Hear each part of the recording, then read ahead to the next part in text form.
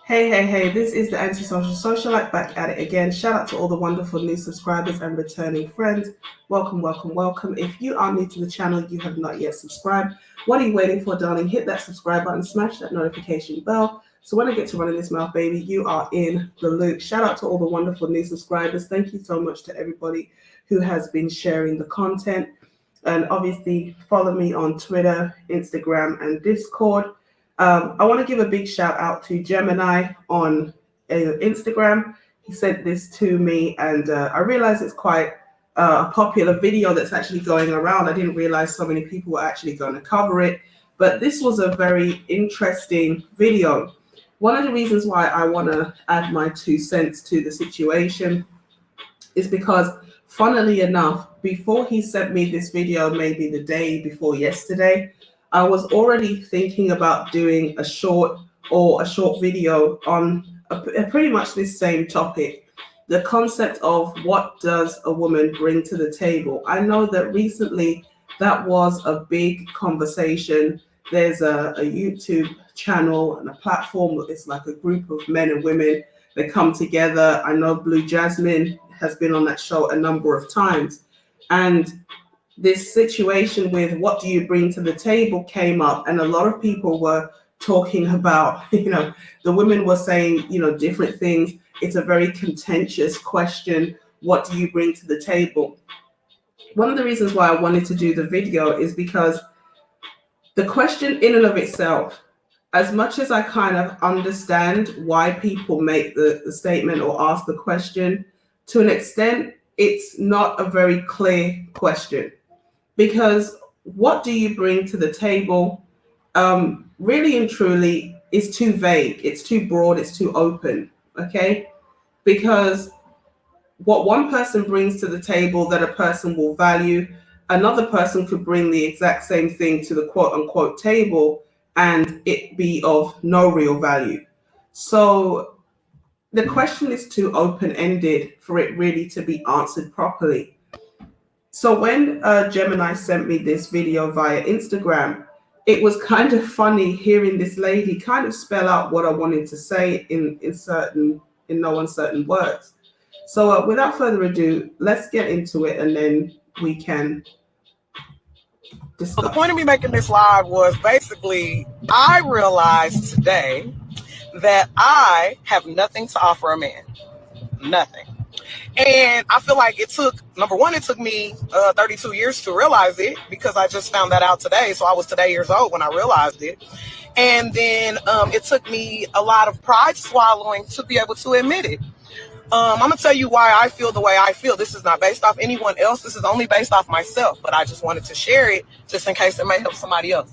I feel like I don't have anything to offer to a man because a man asked me what I had to offer him. And it was the way he asked that made me realize that I don't. He simply stated, I realize that you're single, but tell me what would I benefit from having you as my woman? Now, outside of the basics, like, oh, I look nice, I can cook, I work, I didn't have nothing else to offer. And the reason I realized that I didn't is because I got to thinking about myself. And all I've been doing for so many years is just working and taking care of kids. Okay, so right off the bat, she starts out by saying quite a lot. She said, this guy asked me, what do you have to offer? And it's in effect the same question. What do you bring to the table? And she was taken aback because she didn't really know how to answer this question. And then she kind of felt to herself, I have nothing to offer. Okay. In the space known as the manosphere, okay, there's a huge conversation about what does a high value man or a man of value, a quality man want? Fit, feminine, friendly, fun. What else does Shannon Rowland say? There's 5. Flexible, I think, is one of them. If it's not, it should be. Shannon, if you're listening, make the extra F flexible, okay? And a lot of these women have not been raised to be wives. This is where this whole have you been raised to be a wife comes in. Because on the one hand, this lady should have been groomed from childhood to know what it is that she needs to quote unquote bring to the table. And on the flip side, men should have been raised to ask women this question. Now I don't want to give Kevin Samuels in particular, or maybe the manosphere, credit, but it's quite possible that this lady was asked this question by a brother who actually watches this kind of so-called red pill content. For those who don't know, the red pill just means understanding something for what it truly is, not what the social construct tells you it is. Okay? So this brother is looking at himself, whether he's high value, high quality, he's doing well, he's a high earner, not rich yet, whatever. And he's recognizing, no matter where I am in my life, if I'm going to bring a woman into my life, there has to be something in it for me beyond having in-house intimacy and maybe some meals on the table or something. And what this says is a lot of women, modern women, have never been asked, how do you add value to my life? Which is really what the question, what do you bring to the table, in my opinion, or what do you bring to the table, is alluding to. Because if a woman says, I'm pretty, okay, you're not the only one. As this lady says, I can cook you food. The older a man gets, the more likely it is he can cook, okay? How he survived to that ripe old age without being able to make meals for himself, how would anybody, how would you know? So obviously he can cook for himself. If he's making good money, he can have food delivered or he can go out to eat. So that's not enough to enter into a legally binding contract. I can clean, I can do laundry. Okay, well, I can pay a housekeeper and I can take my clothes to the laundromat and the dry cleaners. So that's not a reason. I can give you sex. Well, as they say, you can fix all of these problems with $40. And the way sex is giving away, all you have to do is get the right app and swipe, and it can be delivered to your door like Uber Eats. So a lot of women have unfortunately made themselves redundant because at the end of the day, everything that a man used to rely on a woman for, unfortunately, a lot of men have been told you need to do those things as well. You need to cook, you need to clean. When you come home from work, you need to help me with the children, so it's become a point where it's very hard for a lot of modern men or modern people to know what exactly is the point of marriage. Because what you used to have to sign up for in marriage, you can now get it for free, or you can just do it yourself. Okay. So this lady, she was like, I don't really know how to answer this question, partly because I've never been asked before, and partly because I was never trained to know what I need to bring. Like, what's the correct answer to this test? And she's like, I work, which was a problem. The fact that she said I work is not her fault, but it's a remnant of that. I'm a strong, independent woman and I make my own money and I don't need no help and I can bring to the table what a man can bring, and this is 50-50 partnership. Every time a woman says, I work and I have education, it's unfortunate that she has been indoctrinated with the same mentality that men either value money or that they're afraid to be unemployed and rely on a man because they need to know if anything happens to the man, they've got their own. He can't exploit them or leave them destitute and they've got no education and no money. Or that she thinks men and women are essentially the same. So if she values a man who works, a man should value her because she works. Okay. So again, there's a lack of understanding with this lady because she believes that having a job as an adult woman who's a parent as well is of some value to a relationship. Now, I'm not going to demonize her for this because a lot of Black women or modern women have been told by, older generations and feminists that in order to be a real woman, you should be getting it out of the mud like a man. You're not a real woman. You're not for girl power and feminism and female empowerment unless you have a job and a career and a string of certificates and letters after your name or something. Okay. So as a middle-aged woman, she was finally confronted with coming off of the treadmill of her routine life and really reflecting on herself.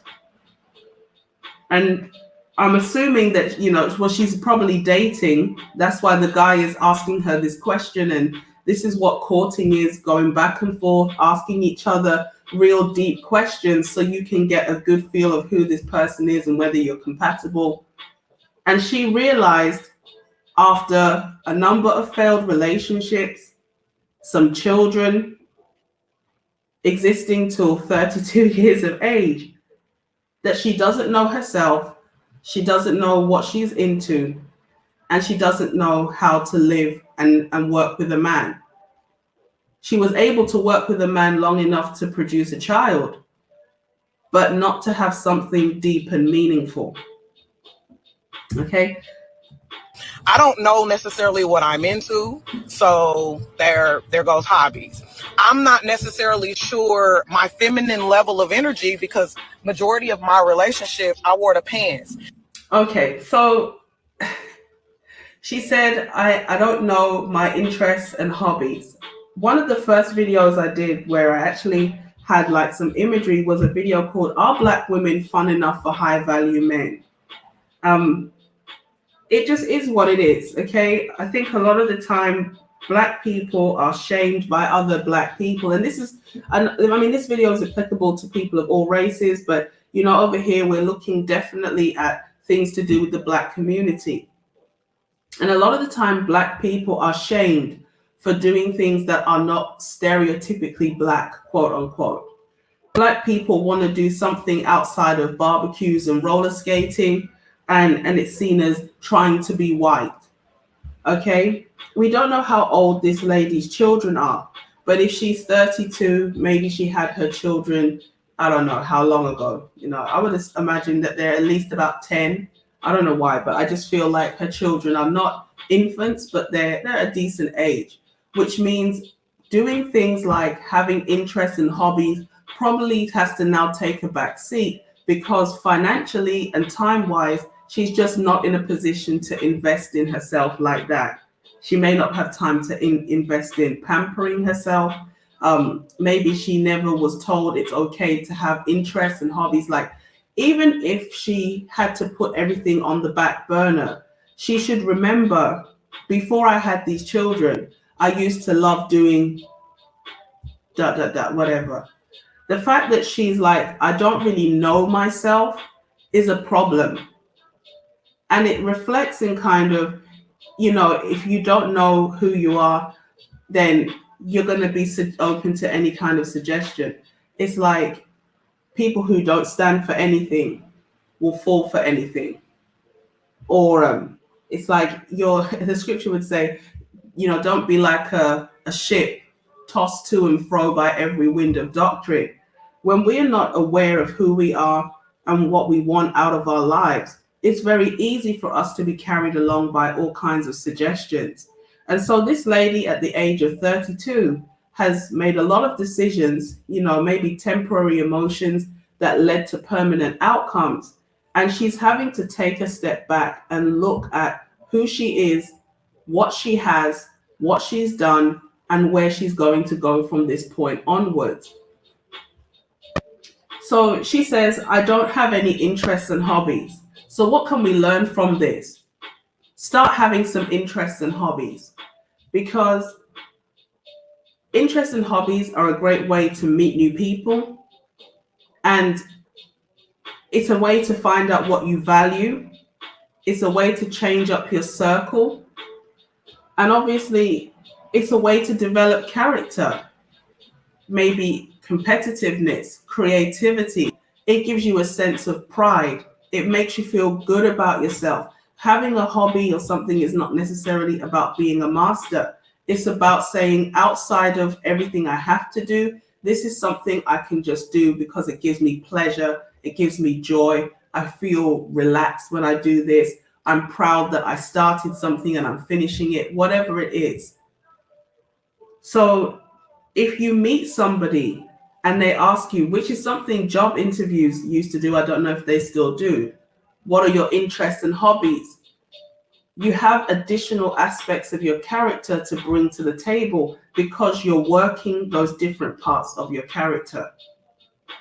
So this lady, probably because she has children, she hasn't got the free time, maybe the resources to develop herself outside of being a parent who has a home to run. So she realized if somebody said to me, what do you like to do? She would just shrug her shoulders and be like, I don't know, nothing. Then she said,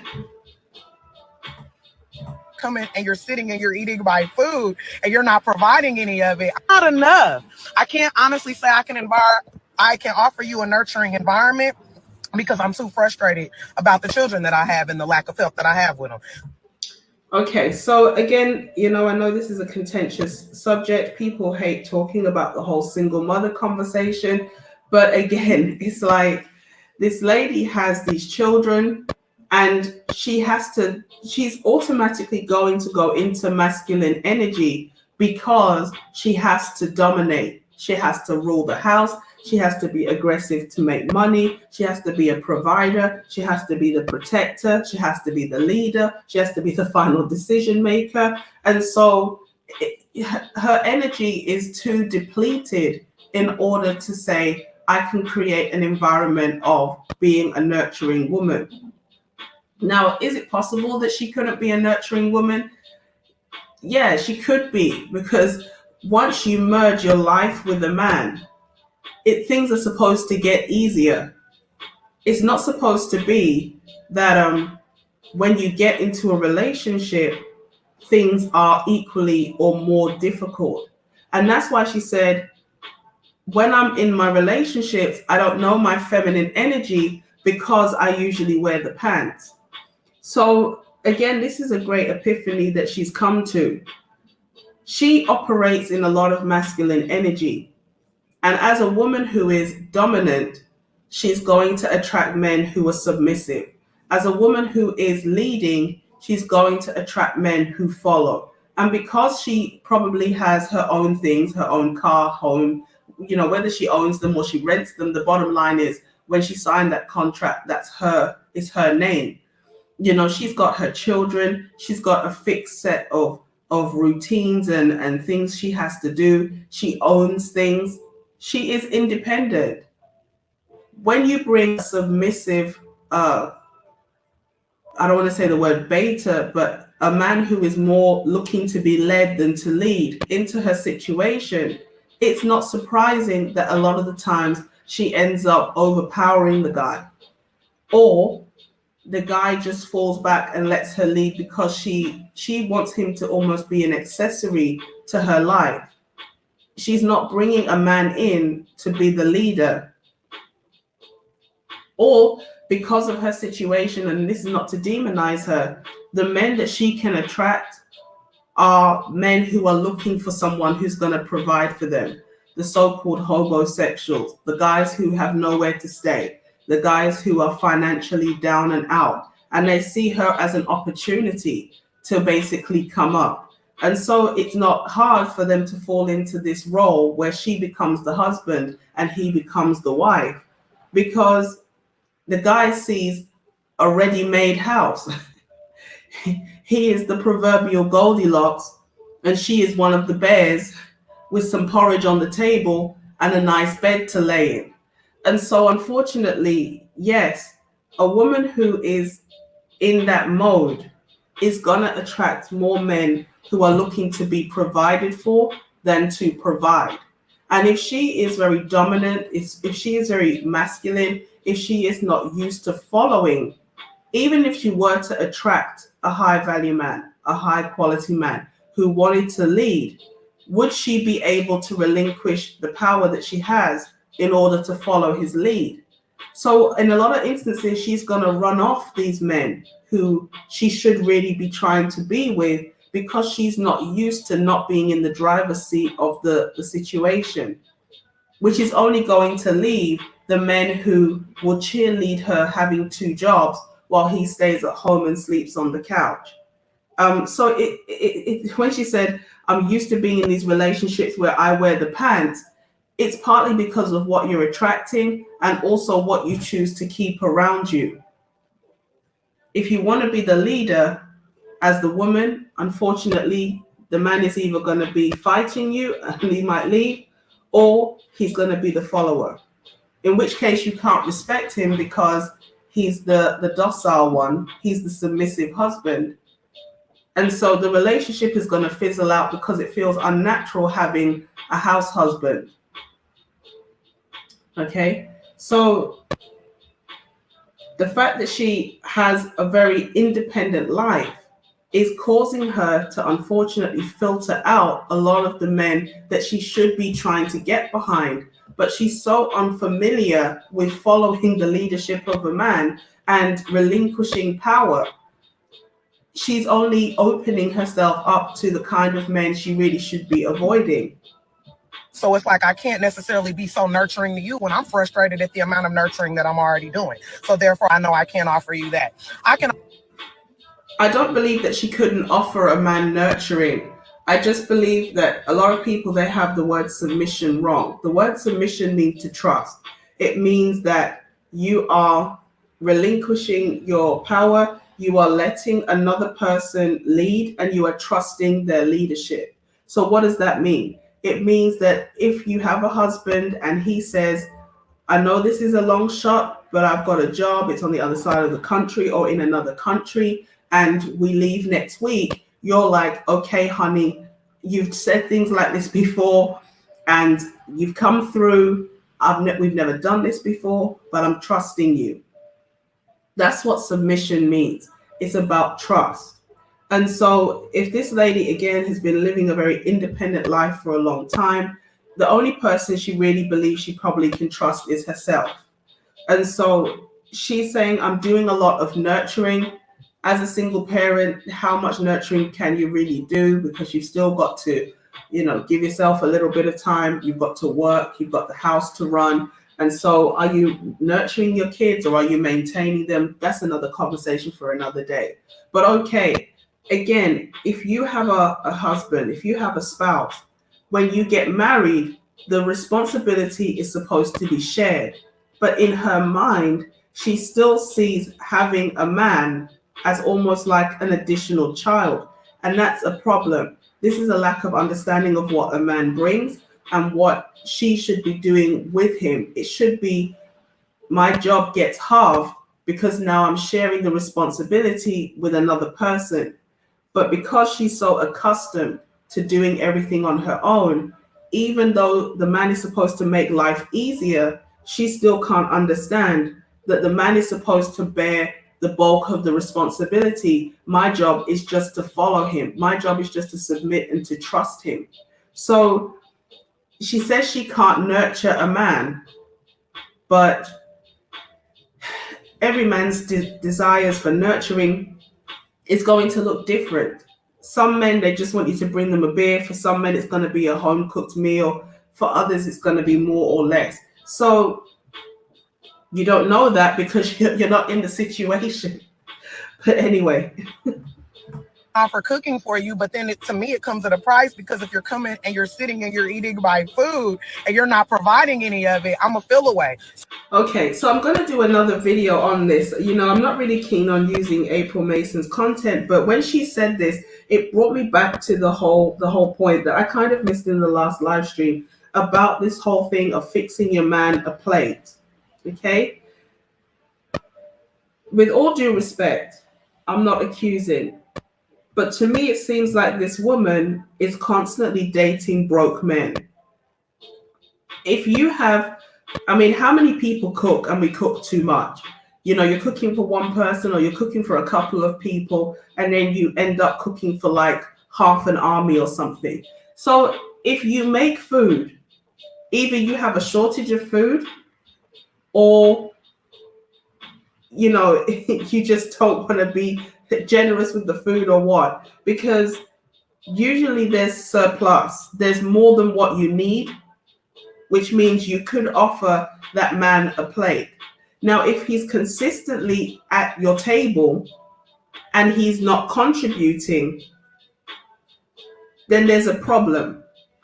And the problem isn't that he's eating and not contributing. The problem is, why is he there every day eating?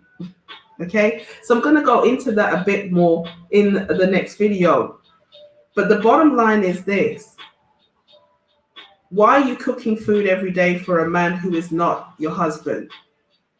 Okay, and so it's part of the courting process to sit down and have a meal. It would be better that you fed him a meal than that you fed him your body, because that guy is getting just as much from sleeping with you as he is eating your food every day.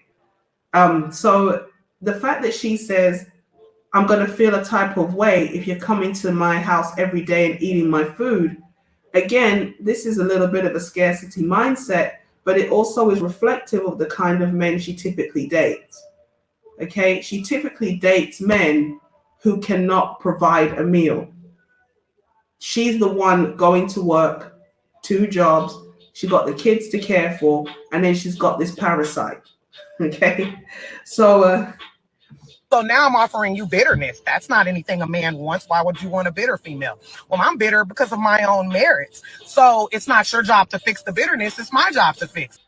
Okay, so that's true. On that, I definitely 110% agree. If people have issues, they need to work on their issues. They need to be actively working on their issues. As I said in the last live stream, there's a difference between fake femininity and a finesse. Or, fake femininity, which is a finesse, or somebody who's trying to learn and grow. Okay, who we are is who we are. And if we have certain issues, maybe we talk too loud, we chew with our mouth open, or, you know, we belch at the table, or we have a tendency to get very angry or ignorant or whatever. Once we become self-aware that this is an issue and we are upfront about that issue, as we start to change and grow, this is not a finesse. This is not fake femininity. This is not putting on a show and airs and graces and pretending to be something we're not. This is us striving to be better because we recognize in a particular area we have a flaw. Okay? So this lady says she's got a root of bitterness, and that bitterness is going to start from the fact that she wasn't told the right thing as a young girl, in my opinion. I don't know her, so I don't know. She wasn't told the right things. She made a lot of decisions that have impacted the trajectory of her life. And now, as a 30-something-year-old woman with less options because more people are paired off, you know, the men in her peer group, they can date younger and it's still legal.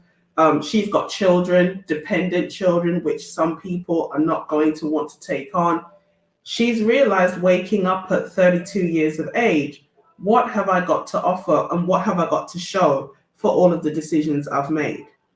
Okay, so people who are actively trying to recover and work on their issues, that's a person that maybe you can work with. But a person who is not trying to fix their situation or address their issues or even acknowledge they have a problem, which kudos to this lady, her making this video, she is showing she understands she has a problem.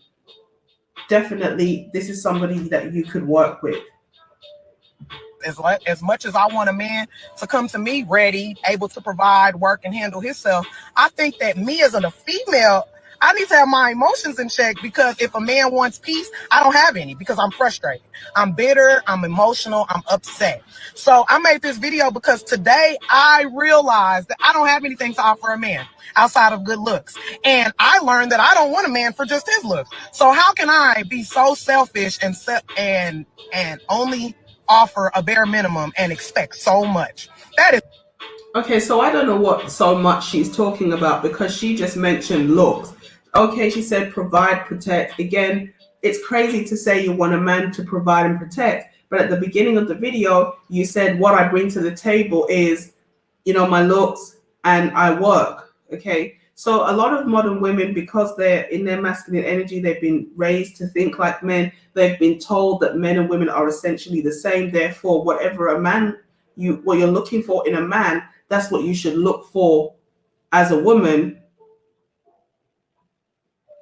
These women are bringing or attempting to bring to the table the same thing that they're looking for in a guy. Okay, so what does she want? Provide, okay, cool. Protect, good.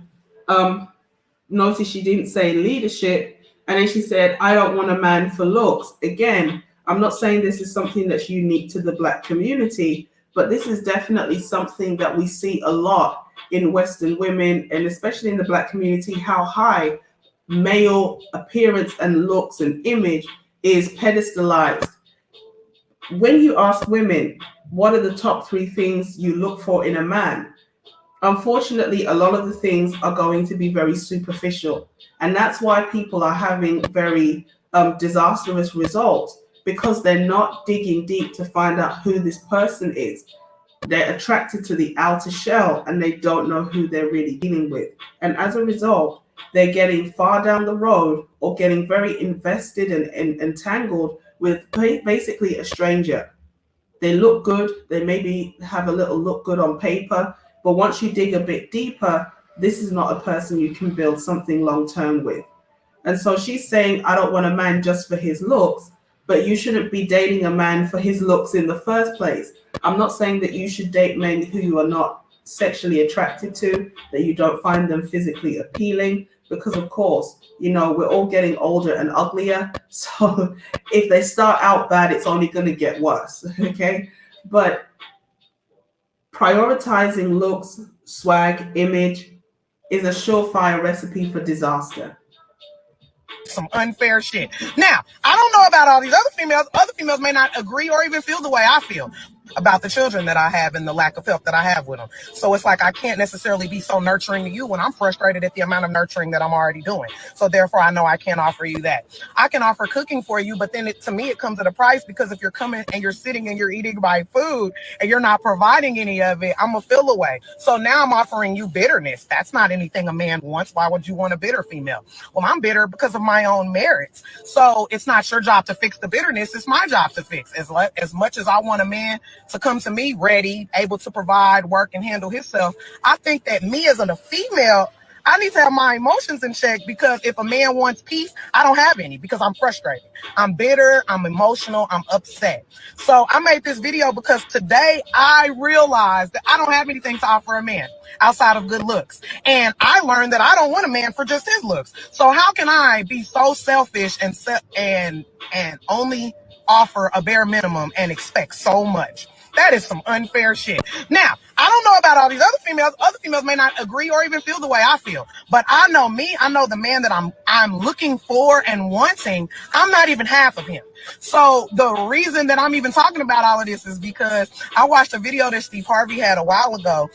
And what he said was that when you're out looking for a spouse, you should find a person that is a cup that is the same type of cup as you. So if you imagined yourself as a water bottle, and this is 2 Ozarka bottles, if you meet a spouse that is just a cat, and then you're a bottle, when you go into pouring into this person, they're a cat. So that means they can only hold a cap full of what you've poured. Well, if you pour everything you got into them, they've only held a cap full amount. So now it's time for them to pour back into you, and all they have is the cap. But you're still this whole bottle. So you expect this little cap to fill all of you up. That doesn't work. So now— Okay, so I haven't watched the whole of this video.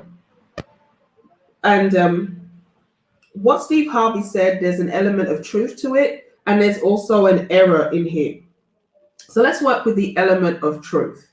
The element of truth is you have to invest in somebody to the degree that they're investing in you. Reciprocity. Okay. If you are going above and beyond for somebody who is not reciprocating your efforts, that person is letting you know, I do not feel this way about you. How you feel about me is not how I feel about you. And you need to recognize that. You need to accept that.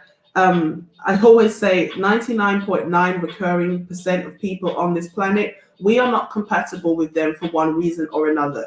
They are too old, they are too young, they are too short, they're too big, they're too small, they're in the wrong country, they speak the wrong language, okay, wrong religion, wrong political affiliation, you name it, there's 101 reasons. They're married, they've already got somebody.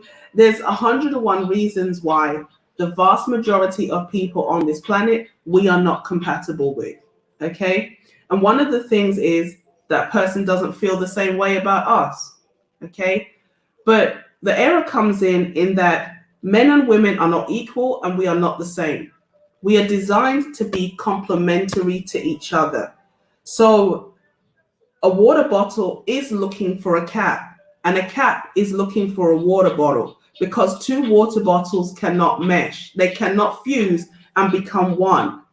Eve is a rib looking for a body, and Adam is a body with a rib missing. When you bring the man and the woman together, they become one flesh. Why? Because the two of them are incomplete to an extent without each other. Now, should we be whole? Should we be complete? Should we be working on ourselves? Yada, yada, yada. Of course. Are we just supposed to sit around and wait till we get married? And is it the duty of our spouse to complete us? No. But we are social creatures. The scripture says it's not good for man to be alone. And part of the reason why it's not good for us to be alone is because the people around us, they reflect what we give out. We may have a hard time really seeing who we are and ourselves because we only have our own thoughts and imaginations to feed off of. But other people around us, as much as they can break us, they can also build us. People tell us, you have a real skill for this. I believe in you. I have confidence that you can complete this. I love your presence. One thing about you that I really love, one thing about you I really hate. Whatever it is, the people who are around us, they are the iron that sharpens us. So can people dull us as well? Yes. There's a saying, show me your friend, I'll show you who you are. Or we're the product of the people we hang around the most. So if we hang around with fools, we will tend over time to become more foolish. If we hang around with wise people, we will grow in knowledge and wisdom. So definitely people around us help us to develop character, but also to see who we are. Men and women are supposed to be complementary to each other. Biologically speaking, women have strengths in areas that men often tend to be weak and vice versa. So there are things that a woman can bring to a man that a man may not have on his own. So men tend to be more focused. They tend to have more of a single focus. And I'm not saying that men are not fun, but men can be simple creatures who can be easily satisfied. Women are supposed to bring, and I understand women can be chaotic, but they're supposed to bring an element of spontaneity, lightheartedness, fun, just making a house into a home. Women tend to be very fussy about not necessarily non-important things, but we are detail orientated at times when it comes to like the house or clothes, or we're worried about, does the bag match the shoes, or do the curtains match the cushions? And those little touches, they can turn something very basic into something very intricate. And so the way she's looking at it, Steve Harvey has done a number on these people, because I understand what he's saying, that you should be equally yoked, in the sense equally compatible or equally complementary. Catch these teeth.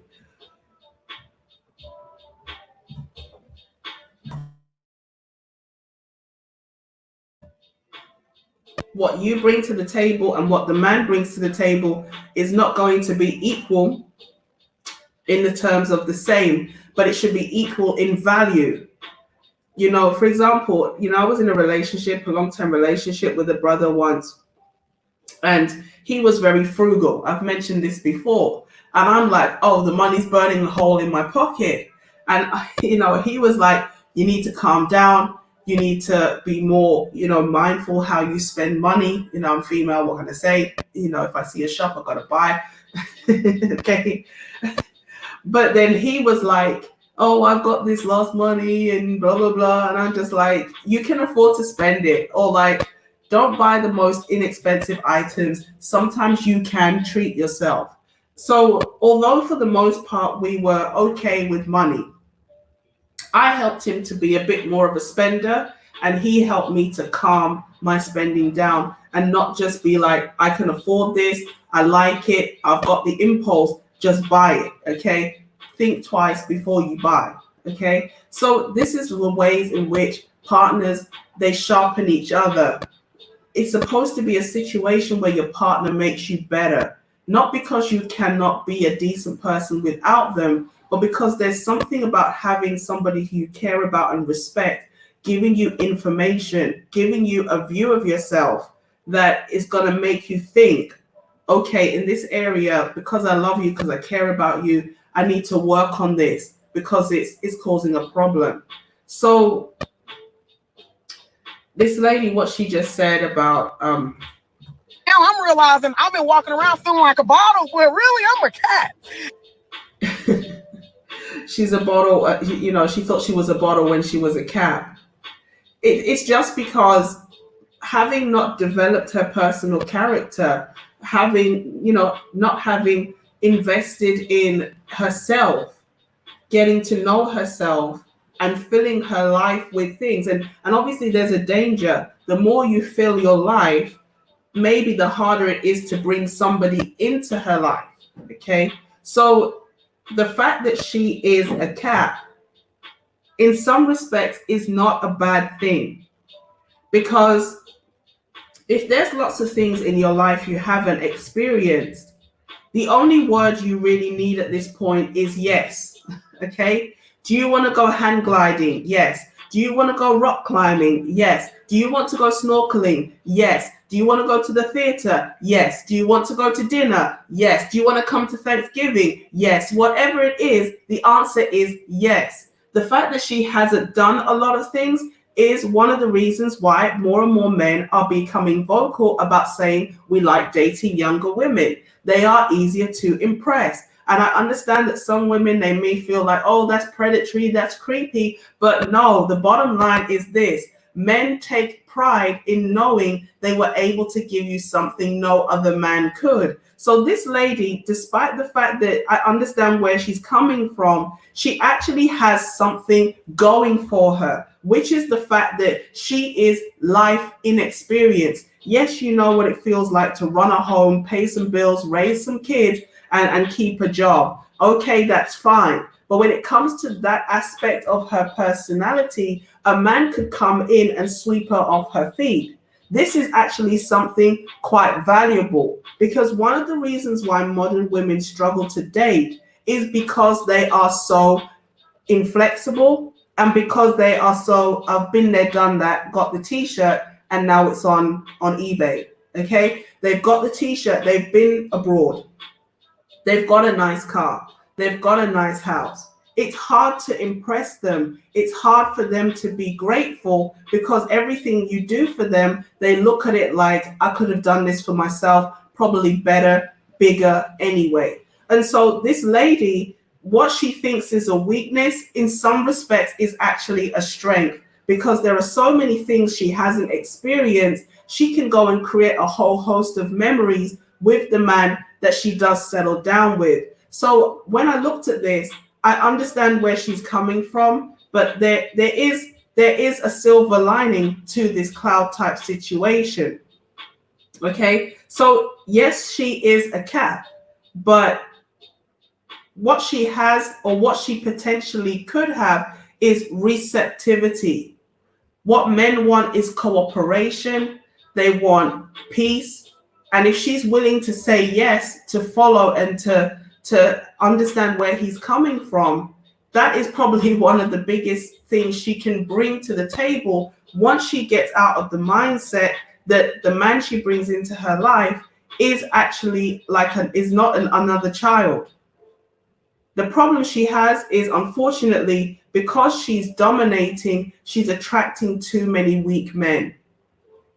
But once she becomes the kind of woman that a man would want, and what do I mean? She presents aesthetically the way men that she needs, would like. And once she becomes open to saying yes, she will have better options. Once she recognizes why she's attracting the wrong kind of men and how to say no to them and open up to the right kinds of men, a lot of the things that she's fearful of, they will go away. Because a man who's a good leader and a good father, a good provider and protector, he is also going to love her children, and he's going to want to make the burden easier. So all this, I'm struggling. I'm scared about being a good nurturer. I'm scared whether I can, be a good partner. I'm scared that I can't pour into you and all of this stuff. All of that should go away once she opens up to becoming a submissive, cooperative woman. Okay? So the lack of understanding of male and female nature and how men and women are supposed to be complementary to each other is partly why this lady feels hopeless. But there is hope, because the one thing that you need is the ability to say, yes, honey, yes, I trust you. I'm going to follow you. What you say, I'm going to do it. So, and I'm out here looking for bottles, and niggas are shaped like bottles, ain't full of shit. And I have nothing to fill them with. So I'm empty and low, and these men are empty too, and I'm out here mad about it. So I had to take a step back, and I've just learned this. I had to take a step back and look at myself and realize, girl, you don't even have shit to offer. Why you out here mad at these men? So how about you focus on getting you something to offer a man that would be something that they could walk away from you and feel like, you know what, I can't live without her. Because without her, I can't do this, this, and this, and this. Because I'm telling you, with me, you can get you some attitude. All the bitches got attitude. Well, I got one of them. Nobody wants that. And with me, you can get a baby, because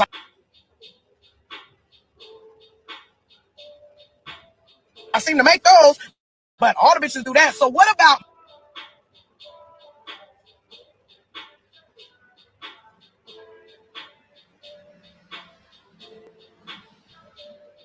me is going to be different from this next female? I'm about to take the time and figure that shit out.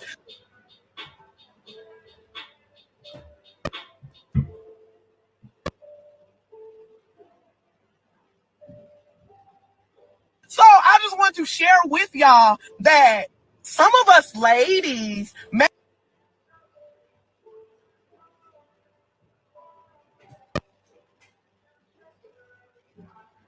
not necessarily have anything to offer a man, and we don't realize that because we feel like we're a woman and that's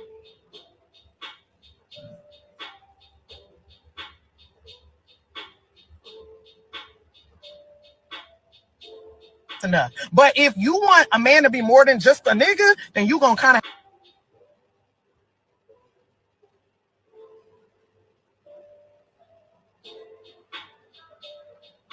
have to be more than just a bitch. Okay, that's all. Have a good day. So definitely, if you want a guy who's going to be more than a rooftop tray and just a pookie and a homosexual that's feeding off your children's snacks in the fridge, then yeah, you definitely have to be more than a biatch, of course. And water seeks its own level. We attract what we are. And it's not even just we attract what we are. That's not strictly true. We retain what we are. Let me say it like that. Show me your friend, I'll show you who you are. Who your friends are and who you associate with is a reflection of who you are as a person. Because if you have a lot of criminals around you, either you're a criminal or you're okay with criminal behavior, or maybe you're too scared to stand up for yourself and say, I don't want to be a part of this. So who we hang around with is a reflection of who we are as people. And so when I'm looking at this situation, okay, she may attract quality men, but her frame of mind is not right that she can actually retain those men around her. Maybe she doesn't think she's good enough, or maybe she's not in proximity. Maybe she doesn't have the right look. She says she's got an attitude. And so understanding what men value is going to help you know how to pass this test. You know, a lot of people think that the manosphere just bashes women and critiques women and hates women. And the reality of the situation is this. This is a test and you're being given the answers. What do men value? They value peace. So if you know you're chaotic, you've got to strive to be more peaceful. If you know men value food, make sure there's something for him to eat. Okay? Whether you cook it, whether you buy it, whether you reheat it, whether someone else makes it is irrelevant, depending on what he likes. But if he wants something on the table, put something on the table. And no, I don't just mean shout out to CJ Carl's beans on toast. Unless your man likes beans on toast, in which case then don't mind me. Okay? And obviously the situation here is there are certain benefits that a husband should get, which we're going to go into in the next video, that a partner or a boyfriend shouldn't get. So you have to set appropriate boundaries. You have to set appropriate standards for yourself, so that you're not entertaining men who are just wasting your time. And that goes for vice versa for men with women as well. And so, yes, if you don't want to attract low value men, becoming a high value woman is a woman who is wise, is a woman who is striving to operate in a more feminine way, who recognizes the value of a man, what a man brings to the table outside of maybe money and sex. That is what makes a woman high value, and not entertaining men who cannot give her those things. So I really appreciate everybody who came through. Please let me know what you think. If you haven't subscribed, please hit the subscribe button, like the video, dislike the video, share it with somebody who needs to see it. And I will catch you guys in the next one. Peace.